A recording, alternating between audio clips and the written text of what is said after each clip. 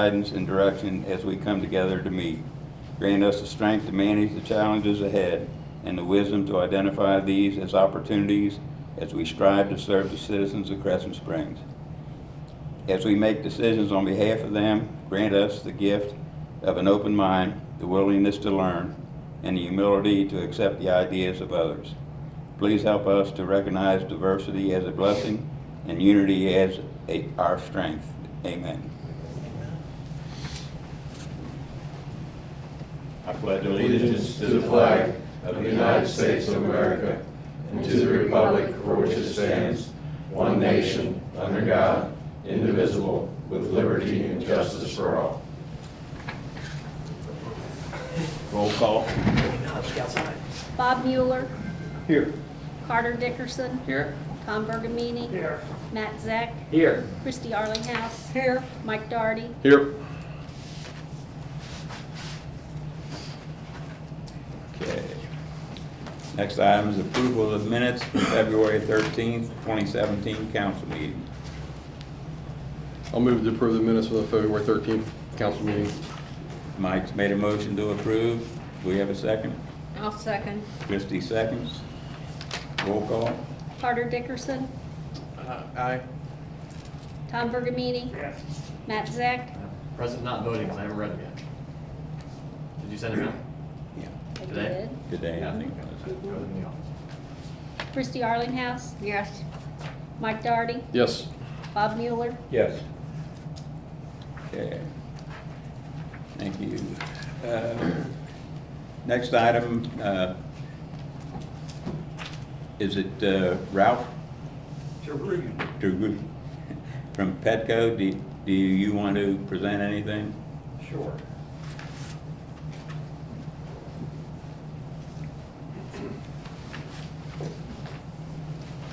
Good evening, Ralph DeBrugen, Management Smith Group, representing Petco.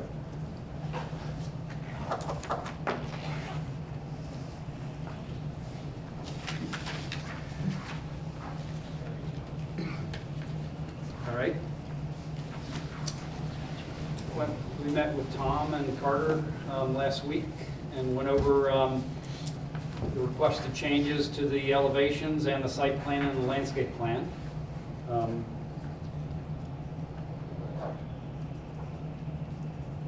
So we did add, here's the rear elevation there. And sorry, this pointer's not working really well. So we added the base course of reduced the amount of split CMU all around. We added brick around the building as a band, and then at the pilasters. And as you can see that on the rear of the building, we made it four-sided and did the same treatment. In the front, where there was an issue with the wood, that's now brown ephes. So, and I think that covers the requested changes. And the signage on the building is 36 inches. Any questions on the elevations? One point, the ephes coloring is a more mellow color rather than what it was originally. And there is a white stripe at the top there. Right. Yeah. That little dotted line, is that the roof line? Yes. Okay. You did, kind of like about that the other day. All right.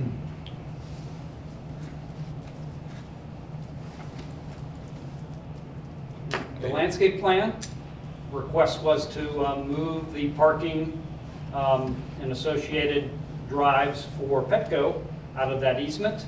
So we still have the entrance drive here, as you would expect. Sorry, it's moving on me. But we moved the parking out of the easement. And we also added a sidewalk connection to Clock Tower Way, which is, come over there, right there. Any questions on the site plan? What are you gonna put the monument sign? The monument sign, where, Um, have you decided? Dan was supposed to come and I think he might be held up by the weather. Okay. But my guess it would be, By the driveway? yeah, right by the driveway there. Okay. I think it's the most logical place. It's out of the easement Right. or at the upper end, but I think that'll be harder to see at the upper end. Yeah. Okay. All right, and then the landscape plan.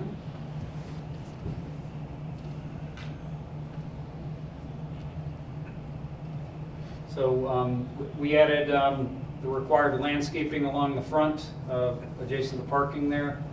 So we've got the shrubs along here, additional trees there and there. So those shrubs run all along there, and then you can see the walk coming through. So enhance the landscape plan. And I guess we met with Carter and Tom. Carter was okay with that. So any questions on the landscape plan?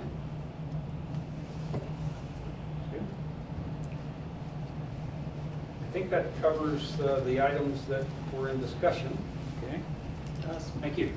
thank you. The one point we discussed the other, they currently show two signs, one on the front, one on the side. They're allowed to have two signs, so given the fact that this building, you really see it from Buttermilk. I mean, the back of it, if they wanted to put the sign on the back, there really is no problem with that. It's just signage, so I don't think that decision's been made. It is not. So they can orient the signage however they want. And the only other thing we really need is the monument sign drawing, but once that's in place, everything's good to go. Okay. Thank you. Thank you. Thank you. Thank you. Okay. Mike, Fire Authority report. New fire truck is in the building. It's been striped, it's been lettered, looks good. It's not in service yet. That's still gonna take a few more weeks to mount some equipment and move equipment off of the truck that's being decommissioned. We did have a meeting last week to make that surplus. It's now on govdeals.com. I think it's govdeals.com for sale.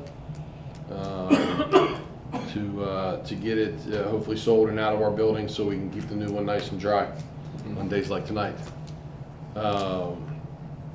Is it still in the building?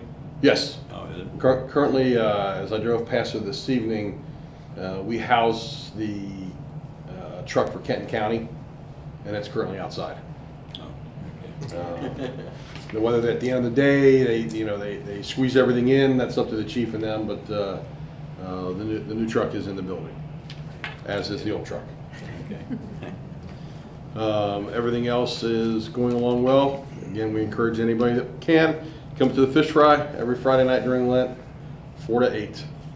I would, but I'm driving the shuttle bus at Mary Queen. Okay. Is that it, Mike? That's it. Thank you. Matt, finance I report. can take one and pass it down. Actually, if I want one. Being circulated around is just really the financial report that you have come to see for the last several months. This is just for the 8 months that ended February 28th. So thanks to Susan and April for getting the numbers out. Again, it's similar concept, showing where the revenue is and then the expenses, and then the top biggest expense items for each of the departments. One comment I'll make on the revenue side, taxes is kind of showing down 1.2% year over year. Really just reflective, our property real estate tax is up about $17,000. I'm kind of reading the top right comments. The real estate property is up about $17,000, about 2.6%. Our IPT is actually down pretty significantly, $36,000, a little over 11% down. Again, the IPT, which is the insurance premium tax, is really something that we can't forecast very well. Again, is a tax that is imposed on new insurance premiums that are underwritten. So if there's a big premium that's underwritten, we get a nice tax out of it. If they aren't writing any, we don't. So kind of hard to predict, but I thought that was interesting. The property is doing pretty well. I don't think there's any really new surprises from the February financials that we haven't already talked about in prior months. And then the second page is really just a graphical representation of kind of the allocation of where revenue comes from. Again, 60% comes from tax revenue, 35% from our license and permits, and 5% from all other. And then a breakdown of where the expenses are allocated. Obviously, the biggest component, and rightly so in my opinion, the safety services is about 50% of our expenses. That's police and fire, followed by the administration, public works, and then our debt service, which is a very small 3%. So year to date through February, we are showing revenue of about, I'm going to use round numbers, about $73,000 in excess of our expenses at this time. That's all I have. Unless there's any questions. Thanks, Matt. Dewey, Public Works. We're starting to work on the park up there. We hope to get it open in the next couple of weeks. For the weather out Christmas? here. For Christmas, you can get ready for Yeah, Christmas? We're gonna do Christmas over. We've got all of our lawn equipment and a trailer and everything all ready for grass cutting this, when it gets ready. Been picking up trash on the roadways, keeping the catch basins clean of leaves and debris. We have our banners changed out for spring, and we've been doing a little pothole patching here and there on the streets. Do you have any plans with respect to, we got that tree grant from Duke? Yeah, we're gonna get some trees. I've done talked to somebody about the trees. I wanna get with Carter over there about the trees that I've selected, because we wanna start putting some back into the park up there, down along the trails, because we're getting a lot of trees that have been falling and they're just rotting away. So we wanna start putting a few trees in there and start getting them to grow now. I've noticed going up Amsterdam up to Fort Wright, 2 or 3 ash trees have fallen across the road recently. Oh, they're Are we everywhere. still having are we having problems with that? I haven't had no more up at the park. We pretty well had the tree guy go in there and clean them out. And we're pretty good as far as that aspect, and we just have to plant some. But any other public right-of-way issues? I haven't had any. Now, the county has a lot of them that's been falling along Amsterdam, but we sort of keep an eye on our section and stuff. I haven't had too much of anything falling. Okay. About 3/4 of the way on the walking trail, if you're like facing from my house and you're going from the left, coming out of the woods onto the exposed part of the walking path, there's an erosion problem going on with the walking path. On the During- walking path. Yeah, when it rains, any amount of rain, you just see the stream starting to come Yeah, we'll down, have and it's to- getting bigger and bigger. Yeah, we should have to get down into the Okay.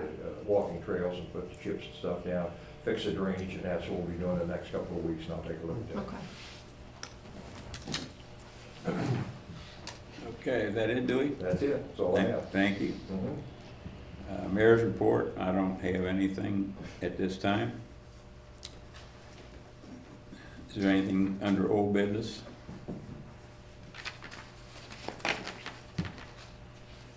Okay, the next item is new business. Joe?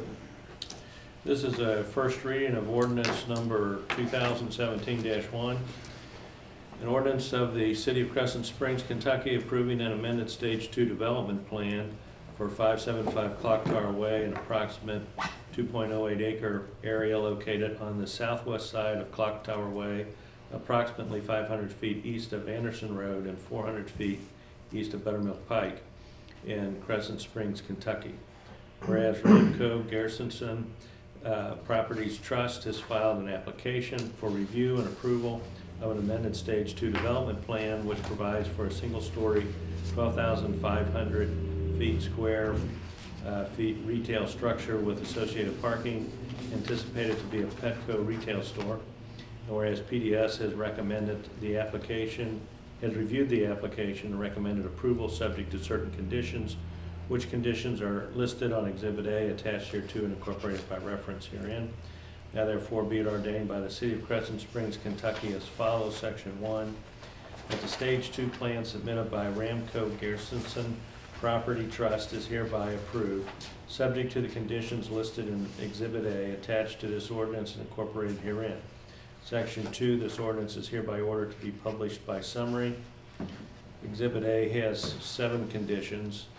That a ground-mounted sign be provided that meets the design requirements of the Belleville Town Center design guidelines. 2, that the lettering of the facade signs not exceed 36 inches in height.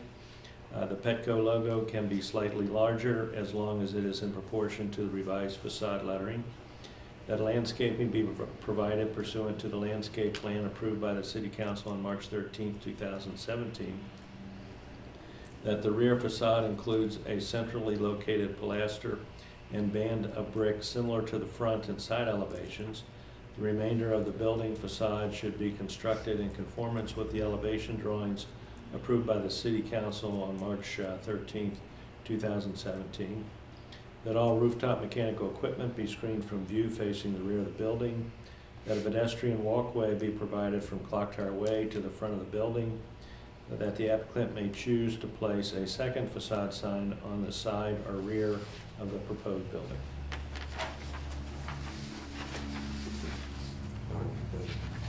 No. That's first reading. There was some discussion last time about passing this before April 1st, which would mean we have to have a special meeting immediately before the caucus in 2 weeks. Okay. And that's when we would actually vote.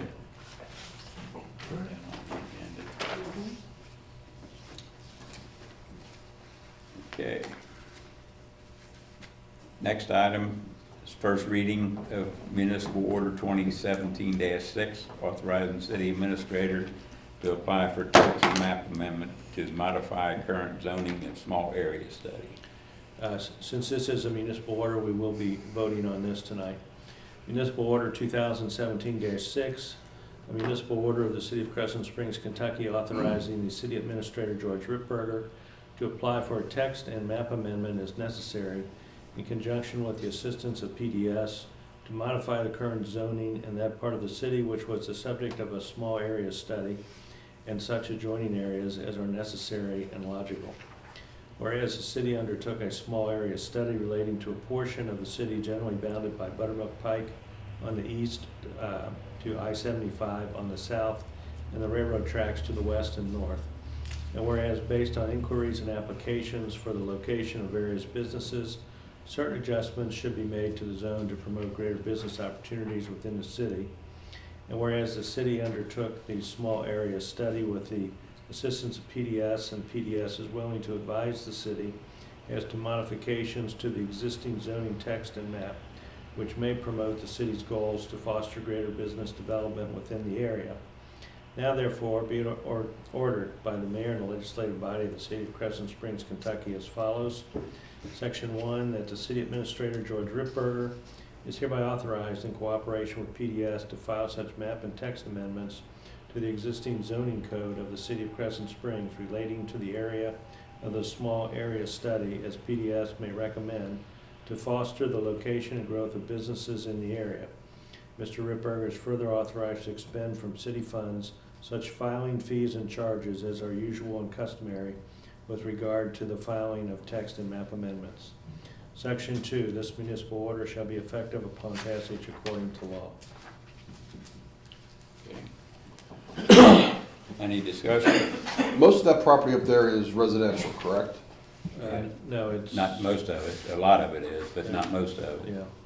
There's a large section. A large section of it. MLU too. Yeah. So we're looking to rezone those properties to something else other than residential, correct? The small area study, there are currently 6 separate zones up there, residential being one of them. The concept that we come up with is essentially 2 zones, possibly 3. The 2 biggest landmass areas, if I recall, there was 47 different parcels up there. But the biggest area was going to be an MLU zone. If you are zoned as residential, you can remain residential. If you want to change it or you want to sell it to somebody, that zoning would be in place. So we're not taking away anybody's zoning because residential does fall with an MLU. The other area, and so most of the area will be MLU. The only other 2 areas where there was some difference, we thought, and the study reflects this, that along Buttermilk Pike, that may be the limited highway service zone as opposed to where it is now. And then the industrial zone would be back towards the railroad tracks where Schmidt's poultry used to be. There's a large vacant lot back there, but it's area right bounded by the railroad tracks, so, yeah, there's gonna be a zone change. It's not really gonna change anything existing. I'll give you a good example. There was the one lot at the corner of High and Terry Street that was vacant for a long period of time. I think the house had burnt down. And I kept getting, George kept getting calls, and I kept getting calls from somebody representing the property owner, asking us when we were gonna change the zoning. Sometime within the past year, 2 new houses were built on that lot. So, there's development going on up there. And, but really to make it easier for future development, we'll have the zoning in place, so that's not something that the developer would need to do. And I think, I don't know who asked the question, whether or not somebody was, I think it was you tonight, whether something was driving this. Yeah. Nothing's really driving it. It's just been like 7 years since we did the small area study. And we've talked about it a lot of times. It's just now prudent to get the zoning in place, so. Will there be some communication going out to the residents who own the properties there that tells them that while there's a zoning change being planned, that it's not gonna affect you if you wanted to sell your single-family home as a single-family home? Right. This Andy- isn't going to Andy, prevent are- that? Are all those property owners gonna be notified once the text amendment doesn't? They'll be notified, I mean, they'll certainly have their opportunity to have input through the process. There certainly has to be public hearings at the planning commission, but they will probably be brought in for their, or ask for their input even before then. I think that just is generally good practice. I think my question is, will they be via mail, be given a letter from the city, from PDS, from somebody stating this is what we're looking to do, this is why we're looking to do it, and it's not gonna affect you as far as your property if you wish to sell it in the state that it is now, to continue it as residential property or whatever. And we can coordinate that with the city. We have to work out exactly what it wants to say, but I mean, we can certainly work on that with the city. And, you know, who mails it out, we'll have to, you know, figure that out. But that's certainly something that we can do. It's only 40-some, according to Tom, 47 47. parcels, so, you know. And as part of the small area study, we had residents from that area participate in the study, so. And I understand that, but I you No, know. I understand, yeah. I mean, the last thing you know is, especially the new people who built new houses. I was gonna say, new people would not have known about the small Not- study, what we're not- talking about. Yeah, I mean, the big concern is that, you know, can I sell my house as a resident? Yeah, that's fine. If you want to sell it for a business, it's fine. As a matter of fact, I noticed the other day, there was somebody along High Street that apparently has some type of landscaping business operating out of the house, which in effect, once we make it MOUs, will probably legitimize that business. So that's the type of things that will happen. That was kind of the only question I had on this, the whole municipal order was, is there any downside to making this change? Is there anything negative that could come of this? And if the answer is no, then No. I have no further questions. Okay, good. So do I need to put in an amendment to this order to put in there that we're going to send out something to the residents? I don't know if you need an amendment, we will send something out. I've already Okay. told Susan. Yeah, I mean, what's unique about this municipal order, and as I read it, we're not actually saying what the zones are. I mean, Right. nowhere in that municipal order does it say what the zones are. Exactly. What we're doing is giving George the authority to work with PDS to make the changes. The zone Which I just thought that was kind of odd that we're not declaring what No, they the are, zone- but the PDS zone does that. recommendations are already in the small area study. In the small area study, we approved that, I think in 2010. So, and it's 2 just- weeks residents were invited to public hearings. If they Oh, were yeah, here, yeah. if they were here 9 years ago, Right. yes. It's MLU, industrial, and possibly and probably limited highway service. So those would be the 3. You're just reducing it from 6 to Possibly 3. And the minimum lot size required for development. Yeah, Yeah. that was for, so you don't have little tiny pieces of land being developed. You want to get chunks of land, so. Similar to what we've done up in the area. Yeah, so to that vein, someone couldn't buy one house, I'm making this up, and put a fast food restaurant No. because they wouldn't have enough land They to don't have enough receive the land. permit to do it. Right, Okay. right, right. So we're not impacting the residents that live there now and plan to stay there No, unless somebody bought 6, 7 houses. right. Okay. I think that's not what George has been talking about. Right now, the minimum required lot size is, I think, 2 acres. And to make it conducive to development, his recommendation is to reduce that to 3/4 of an acre or Yeah. half an acre. So, just to be clear, he's not here to explain it more fully, but we're just I know essentially we had doing a what lot of was discussion recommended. about that, and the idea, because a lot of the lots up there are really only 25 feet wide and Yeah. 100 feet deep, Yeah. which isn't even a tenth of an acre. All the lots in Crescent Springs were 25 Yeah, foot. just, yeah, the older part, so, yeah, whatever size we make it, whether it's half acre or 3/4 acre, there's gonna It's have gonna to be take a lot. accumulation of Yeah. lots, and that's gonna be the big challenge. Because if 4 of the 5 people say yes, and the fifth one in the middle says no, and I want $300,000, you got a problem. Right. Okay. I'll entertain a motion. I'll move On. to adopt municipal order 2017-6. Tom made a motion. Municipal Order 2017-6, authorizing the city administrator to apply for a text amendment. Do I have a second? Yeah, second it. Bob, second. Roll call. Matt Zach, Yes. Christie Arlinghouse. Yes. Mike Darty, Yes.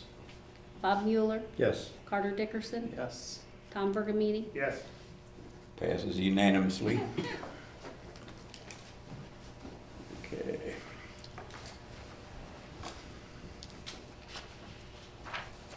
Okay, Megan, did you have anything that you'd like to say to council?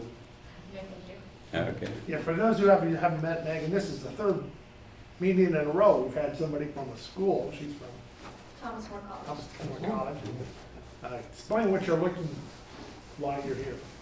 I'm here for my community health assessment class, and we're just looking at communities and how they function and health. Thank you. I shared with Megan what I felt was the biggest help. Feel free to share with her because I think it's important for her to know. There was an issue that came up that Tom brought up over the weekend about The best. this year's I the agree. anniversary of the beginning of World War I. No, I was not there. All right, let's put that out there. And Susan and I discussed it, and we're gonna put it in a newsletter and ask if there's anybody that's still around here that was in World War I, or if there's members of a family that was here, you know, that some old lady still alive that her brother was, or uncle, or something like that. And we could have some kind of ceremony during the veterans ceremony in Right. November 11th, 2017. And recognize those people. Lou, are there World War I veterans on that monument? Oh, yeah, there's a lot of World War I veterans on the monument. They're from Kent County. They're- Right. Yeah, because the 100th anniversary was actually April 6th of the beginning of the war. And obviously, November 11th, 2018 will be the 100th anniversary of Armistice Day. But I just thought it was kind of interesting because that's about the time Crescent Springs was really getting around. And it would be interesting to know who from Crescent Springs served, what happened to them, and if there's anybody here, so. In fact, I think I got a banner, not a banner, a poster somewhere that was posted down on Anderson Road Oh, back really? then that had the names of, I don't know if it was World War I or World War II. I think it was World War II. Okay. But yeah, I mean, that would just be interesting to know. Yeah. And if I'm not mistaken, isn't it also the 100th anniversary of St. Joseph's last year, right? That was last year. Okay, anybody have anything else they would like to discuss? All right, March 15th is the finance meeting, March 27th, the caucus meeting, April 5th is events and recreation, April 10th is our next council meeting. Put December 13th on your calendars for our Christmas dinner at Twin Oaks on Wednesday. Wednesday, December 13th. We couldn't get Friday, it was already booked. Already booked? So, with that said, Wow. In order to start celebrating the Norse beating the Wildcats, I make a motion we adjourn. I second. All in favor? Aye. Go Meeting ahead. adjourned.